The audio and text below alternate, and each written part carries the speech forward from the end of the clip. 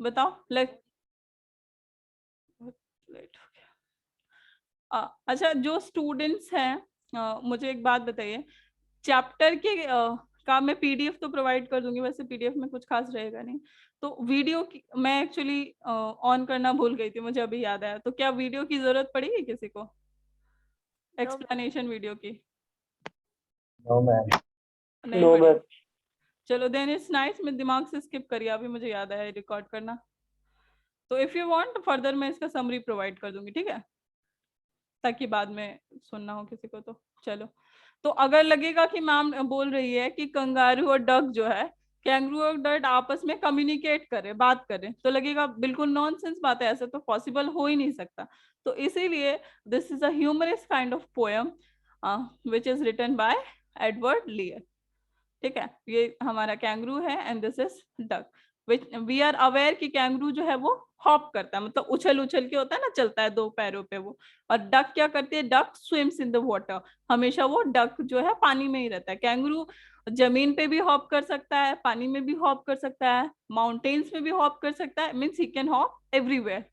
तो इसी टॉपिक पे कुछ कॉन्वर्सेशन चल रहा है इस कैंगरू और डक के बीच में। तो देखते हैं क्या है और क्या बातचीत चल रही है। बेसिकली इस पोएम की कॉन्वर्सेशन के थ्रू, मींस डक और कैंगरू के कॉन्वर्सेशन के थ्रू राइटर हमें ये कहना चाह रहे हैं। सोचो, डक कितनी छोटी सी बर्ड है ना, it's a very small bird, और कैंगरू कितना बड़ा है। लेकिन जो इसमें डक जो है कैंगरू को बोलती है कि मैं तो पानी में ही रहती हूँ, मैं चाहती हूँ कि मैं इस वर्ल्ड का सैर करूँ, I want to roam around the world.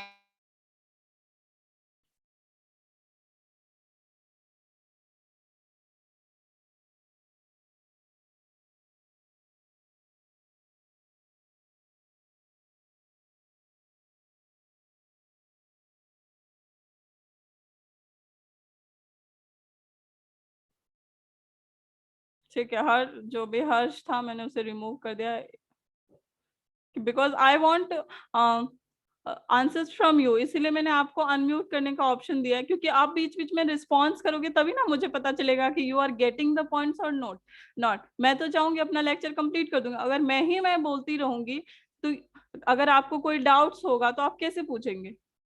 ठीक है, इसीलिए मैंने आप लोगों को अनम्यूट का ऑप्शन दे रखा है। And if you will create the nuisance I have to do it.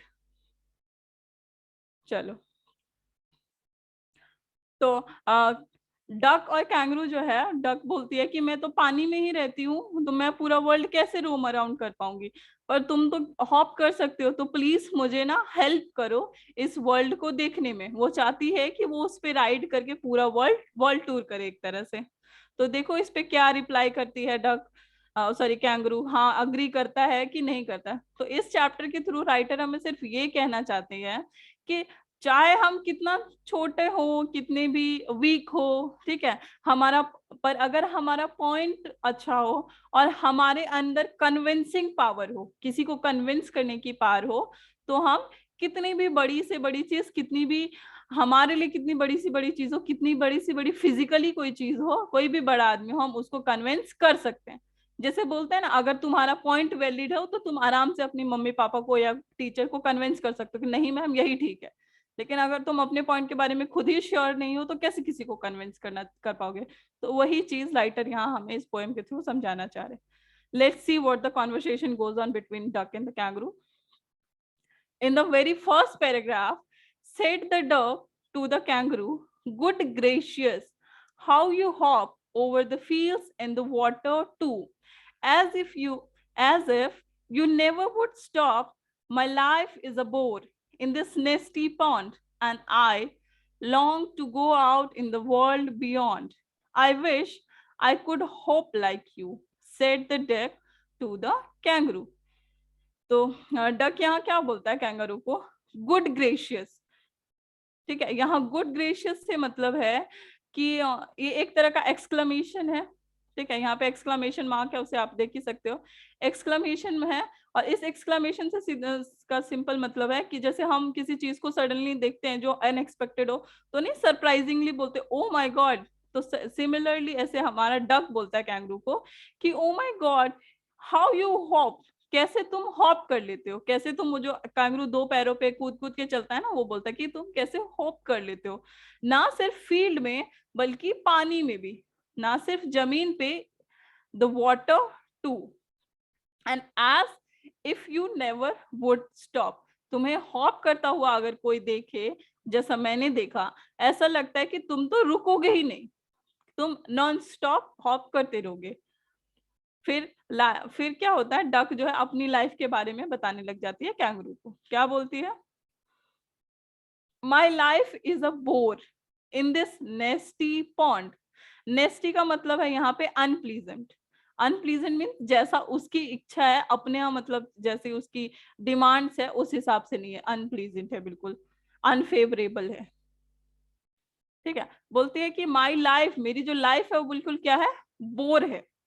ठीक है, मैं बिल्कुल बोर हो चुका हूँ इस नेस्टी से पॉन्ड में, and I long to go out in the world beyond. और मैं क्या चाहती हूँ, I want to travel around the world. I wish I could hop like you. बोलती है मैं चाहती हूँ, मैं इच्छा करती हूँ कि मैं काश मैं हॉप कर सकती तुम्हारी तरह। ठीक है, ये कौन बात बोल रही है? ये बोल रही है डक कैंगरू को। तो इस पैराग्राफ में हमने देखा कि डक कैंगरू को बोल रही है कि ओ माय गॉड, वो सरप्राइजिंगली बोलती है विद एक्सक्लेमेशन कि तुम तो हॉप कर सकते हो। ठीक है, ना सिर्फ जमीन पे, तुम तो पानी में भी हॉप कर सकते हो, और ऐसा तुम्हें हॉप करते हुए देख के फील आता है कि तुम कभी नहीं रुकोगे, you would be non stop hopping. Then she describes her life in the pond, saying कि मेरी जो लाइफ है वो बिल्कुल बोर है यहाँ पे इस नेस्टी से पॉन्ड में, इस अनप्लीजेंट से पॉन्ड में। एंड व्हाट शी विश्ड कि she could travel round the world. कैसे? If she can hop like the kangaroo, वो अगर हॉप कर सकती कैंगरू की तरह तो वो भी वर्ल्ड घूम सकती थी। अभी तो वो सिर्फ पानी में रहती है, तो जिस स्पेसिफिक तालाब में या वो जहां भी रहती होगी, सी में, पॉन्ड में, वो सिर्फ स्पेसिफिक उसी पॉन्ड तक ही घूम सकती है, उसके बाहर की दुनिया नहीं देख सकती। तो शी वांट कि कैंगरू की तरह वो भी हॉप कर सकती और बाकी की चीजें अराउंड द वर्ल्ड जो है वो देख पाती। ठीक है, देखते हैं इस पे कैंगरू क्या रिप्लाई करता है डक को। अच्छा, ठीक है, अभी भी डक ही बात कर रही है, कैंगरू अभी तक कुछ बोला नहीं। Please give me a ride on your back, said the duck to the kangaroo. तो क्या बोलती है डक, भाई मैं तो हॉप कर नहीं पाऊंगी, तो क्यों ना तुम अपनी बैक पे, अपनी पीठ पे मुझे एक राइड प्रोवाइड करो, क्यों ना तुम अपनी पीठ पे बिठा के मुझे घुमा दो वर्ल्ड, जो मेरी विश है वो कंप्लीट कर दो, पूरी कर दो। I would sit quite still and say nothing but quack the whole of the long day through, and we would go to the D and Jellybolly over the land, over the sea. Please take me a ride, or do, said the duck to the kangaroo. तो third paragraph में भी हम second paragraph में भी हम देख सकते हैं कि डक ही अभी भी बात करे। फर्स्ट पैराग्राफ में भी डक बोल रही थी, अभी भी डक बोल रही। क्या बोल रही है कि प्लीज तुम मुझे अपनी बैक पे बिठा के राइड करवा दो ना, वर्ल्ड टूर करवा दो ना, वर्ल्ड घुमा दो ना, जो मैं चाह रही हूँ, प्लीज हेल्प कर दो मेरी। हाँ, तो उस पे वो अब बोलती है कि वो कैसे रहेगी। I would sit quite still and से नथिंग बट क्वैक। अब हमको पता ही है बर्ड कैसा क्वैक क्वैक साउंड प्रोड्यूस करती है, तो बर्ड क्या बोलती है, डक, कि मैं बिल्कुल शांत रहूंगी। स्टिल का मतलब है यहाँ पे शांत, मैं बिल्कुल शांत रहूंगी, बस मैं जो है तुम्हारी पीठ पे बैठ के क्वैक क्वैक क्वैक क्वैक करूंगी बस, बाकी मैं शांत रहूंगी। और हम पूरे दिन जो है, पूरा लॉन्ग डे जो है वो घूमेंगे। कहाँ कहाँ, अब वो जगह भी बताती है कि वो कहाँ घूमना चाहती। And we would go to the Dee and Jelly Bo Lee. Dee और जेलीबोली जो है ना, जगह है जहां वो घूमना चाहती है, बर्ड घूमना चाहती है, तो ये याद रखना। ओवर द लैंड, लैंड मतलब जमीन पे भी घूमना चाहती है वो, सी में भी जाना चाहती है वो। और फिर दोबारा वो बोल रही है please take me a ride, please मुझे राइड पे ले चलो ना। फिर बोले ओ डू प्लीज, वो मतलब बोलते हैं ना कि उसको बिल्कुल बार बार प्लीज प्लीज बोल रही है कि वो अग्री कर जाए, कन्विंस करने की कोशिश कर रही है कैंगरू की, वो बोलते कि हाँ ठीक है। तो डक बोलती है कैंगरू को। तो इस पैराग्राफ में हमने क्या देखा कि डक बोलती है कैंगरू को कि प्लीज मुझे राइड पे ले चलो, मैं बिल्कुल शांत रहूंगी, बस क्वैक क्वैक साउंड प्रोड्यूस करूंगी, और तुम्हारी पीठ पे आराम से रहूंगी। उसको कौन कौन सी जगह देखनी थी? उसे डी और जेलिबो ली घूमना था, साथ ही साथ उसे लैंड और सी में भी जाना था हॉप करते हुए। इसके लिए वो कन्विंस करने की कोशिश कर रहा है कैंगरू को। ठीक है, तो देखते कैंगरू कन्विंस हुआ कि नहीं हुआ कि चलो ले चलते हैं तुम्हें।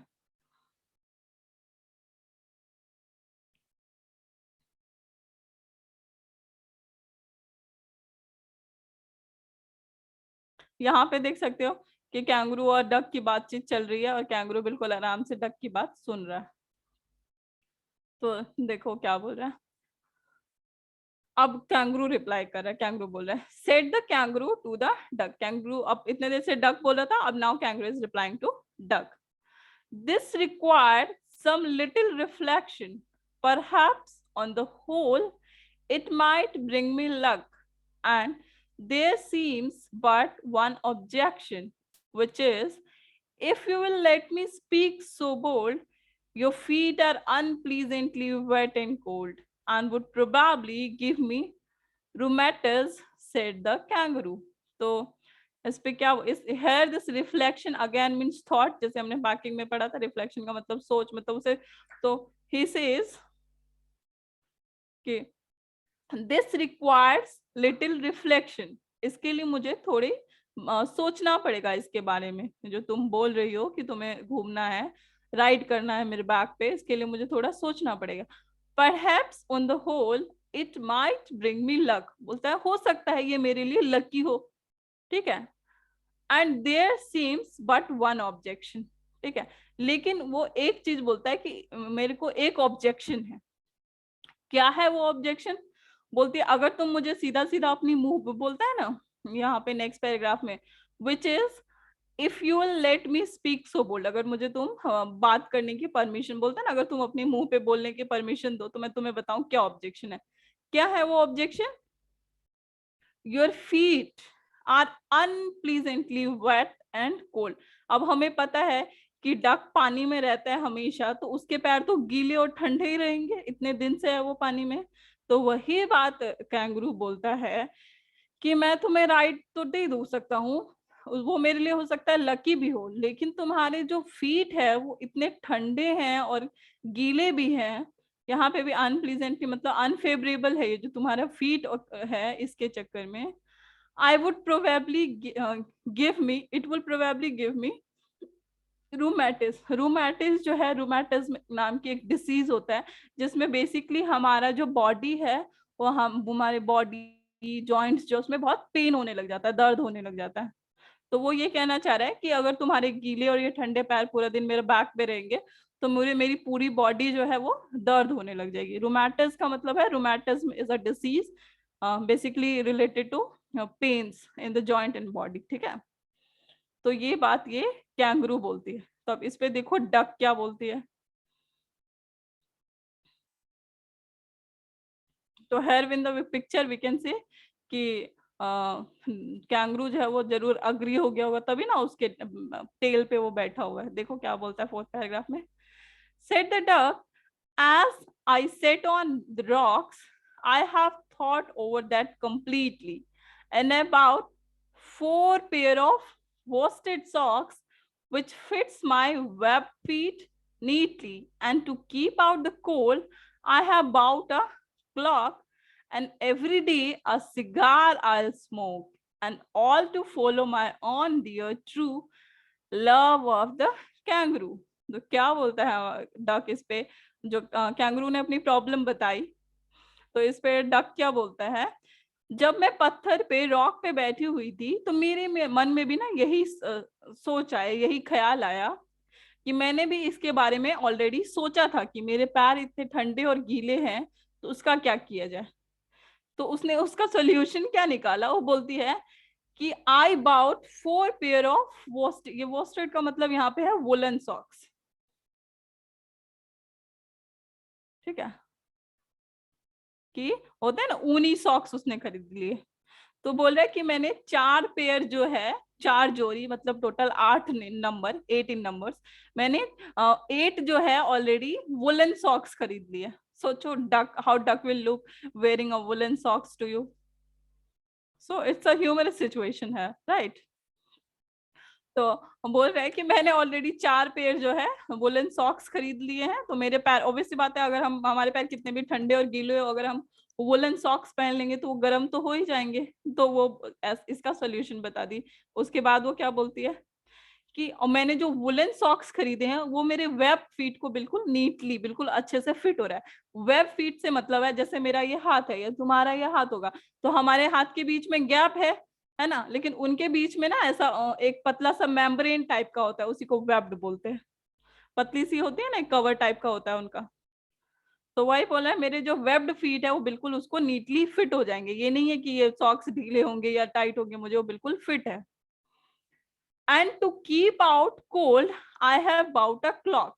और ठंड से बचने के लिए मैंने एक क्लॉक भी खरीदा है। क्लॉक मतलब होता है कि वुलन श्रग टाइप का, कुछ बड़ा सा लंबा स्वेटर समझ लो तुम लोग, ठीक है। गर्ल्स समझती होंगी श्रग, तुम लोग को ही पता होगा शायद। तो विदाउट बटन, एक लंबा सा कोट टाइप का कुछ समझ लो। तो बोलती है कि पैर को ठंडे रखने, गर्म रखने के लिए तो उसने वुलन सॉक्स खरीद लिया है, और बॉडी को गर्म रखने के लिए उसने एक क्लॉक भी खरीद लिया है। मतलब she is fully prepared. And every day a cigar I will smoke. वो बोलती है कि हर दिन जो है ना, मैं एक सिगार स्मोक करती रहूंगी, ठीक है। सिगार तुम लोगों को पता होगा, वो पाइप में लगा के ऐसे पीने के लिए होता है। It's a kind of thing of a smoke, ठीक है, धुआं निकलता रहता है। तो वो बोलती है कि हर दिन जो है मैं एक सिगार पिया करूंगी, जिसकी वजह से क्या होगा, अब जो एनवायरनमेंट है जहां जहां हम लोग जाते रहेंगे वो थोड़ा सा गर्म रहेगा, ठीक है। और ये सब मैं क्यों करूंगी? To my dear true love of a kangaroo. अपने प्यारे फ्रेंड के लिए, अपने लविंग कैंगरू के लिए मैं ये सब करूंगी, ठीक है। तो नाउ वी कैन सी कि कैंगरू ने जब डक ने उसको अपना प्रपोजल सुनाया कि मैं घूमना चाहती हूँ, I want to travel round the world, ठीक है। तो कैंगरू ने सीधा मना कर दिया कि मुझे तुम्हारी ये प्रॉब्लम है जिसकी वजह से मैं तुम्हें नहीं ले जाना चाहता हूँ। मैं चाहूंगा तो भी नहीं ले जा सकता हूँ।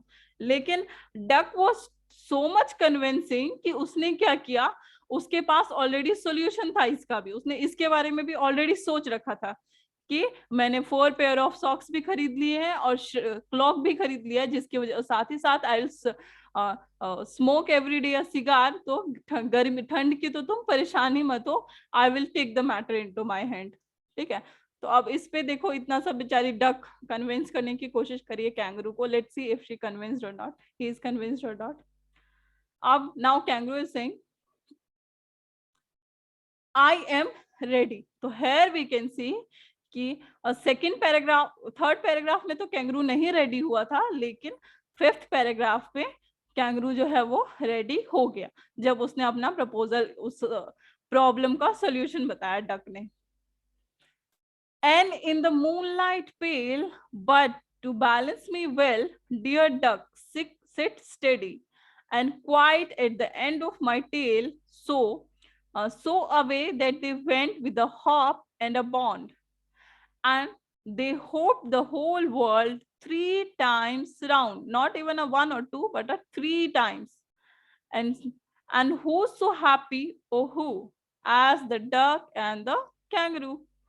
तो उस पे जब डक ने अपना प्रपोजल सुनाया कि ऐसे ऐसे करके हम ठंड से बच सकते हैं, तो रेडी हो गया डक उस बात पर, कैंगरू उस बात पे। और वो बोलता है कि मूनलाइट पेल, मूनलाइट पेल मतलब वो जब रात की जो रोशनी होती है ना, जो स्टार्स और मून की वजह से जो हमें दिखती है, उस रोशनी की बात करें यहाँ पे कि हाँ ठीक है, हम मूनलाइट पे अपनी जर्नी स्टार्ट करेंगे, पर तुम्हें बैलेंस करने के लिए, क्योंकि अगर डक कैंगरू के ऊपर बैठेगा, अगर वो बैलेंस नहीं कर पाएगा तो गिर जाएगा ना।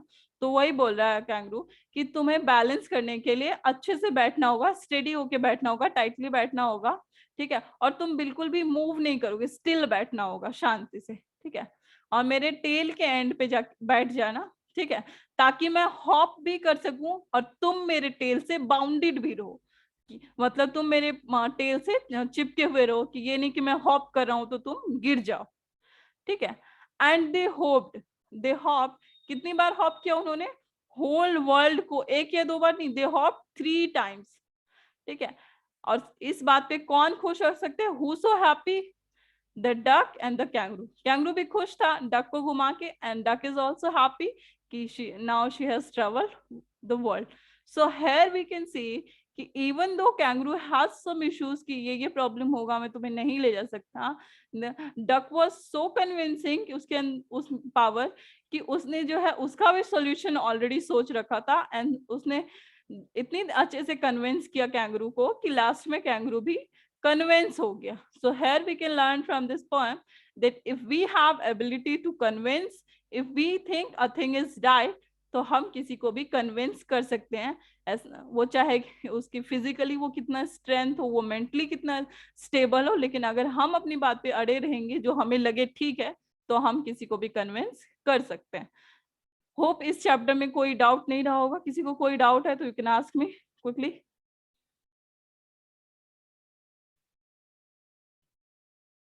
Class 9, if you have any doubt. हाँ बोलो. मैम इस पोएम का मैसेज सिर्फ कन्विंस करना ही है. किसका मैसेज? हाँ इस पोएम का मैसेज है कि इवन दो आप कितने छोटे हो, इससे कोई मैटर नहीं होता. If you have the thing of convincing power, आप किसी को भी कन्विंस कर सकते हो. इस पोएम का बस यही मोटिव है. जैसे होता है ना, कोई कई सारी सिचुएशन होती है, हम सोचते हैं यार हम ये बात उनको कहेंगे वो मानेंगे, वो तो ऐसे हैं, वो बिल्कुल नहीं मानेगा मेरी बात. तो लेकिन if we have the convincing power and if we think we are right at a point, तो हम किसी को भी कन्विंस कर सकते हैं. ठीक है. और किसी को कोई doubt? No ma'am. No, ma'am. So as I think किसी को कोई डाउट नहीं है, should we end the lecture here ना? Yes, ma'am. Okay, so for the next class you have to prepare the question answer of the duck and the kangaroo and the last packing chapter we had done. In the next class we will read the poetic and literary device, as well as we'll take your doubt for the question answers. Okay, Okay, bye, ma'am. bye. Bye, ma'am. Thank you. Bye, ma'am. Bye bye everyone. Bye, ma'am. Thank you. Bye bye bye. Hi, ma'am. Bye.